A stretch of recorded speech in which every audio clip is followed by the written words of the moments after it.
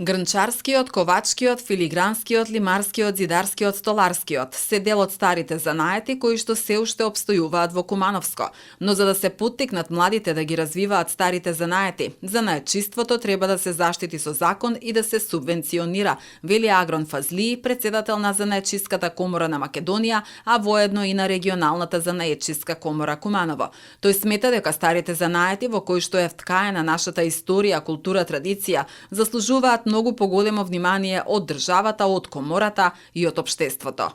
Затоа ние ќе иницираме и закон за чување на овие стари занаети, стимулирање за да младите видат бенефит во тоа и преземат одговорност да ги работат тие стари занаети, зашто грмчарството кај нас многу е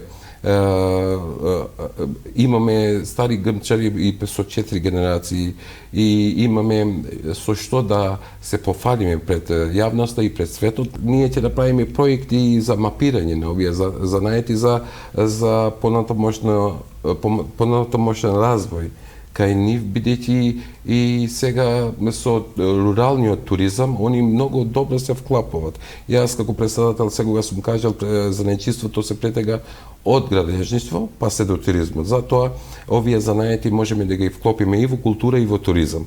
И мислам дека е многу добро од страна на институциите да ги земат овие наши барања и мерки во предбит за тоа што стимулираат и туризам и чуваат култура и традиција и историја истовремено. Занаетчиите во Македонија не само што не се доволно платени за својот труд, туку и не се почитувани, заради што последниве години масовно се иселуваат во европските земји, посочуваат од Занаетчиската комора. Затоа младите ни бегаат од тука. Затоа што не можеме да се спроведеме со дел од земјите од Европска унија. Еден добар мајстор во поточно во регионална занаетчиска комора Куманово или во нашиот град ќе се цени повеќе во Германија. Ви давам еден пример. Например, кога оди занаетчија со механичерот да платја чек од струја во Германија, он не чека ред. Сите му велат повелете зашто ти си имаш работа и ќе да завршиш работа побрзо и да одиш во твојата дејност. Ние тука ги омалажуваме. Значи, ако гледаме занаетчија во работна облика, ние, општеството, го гледаме со други очи. Затоа еснав на турски се вика и се разбира равноправно, равноправење. Треба занаетчијата да се почитува, не само со плата и со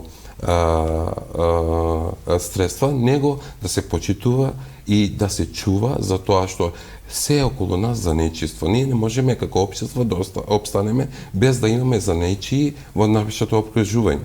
Занаетчиите се и молери, и гипсери, и фасадери, и механичари, електричари. Значи, ние мораме да ја цениме нивната работа.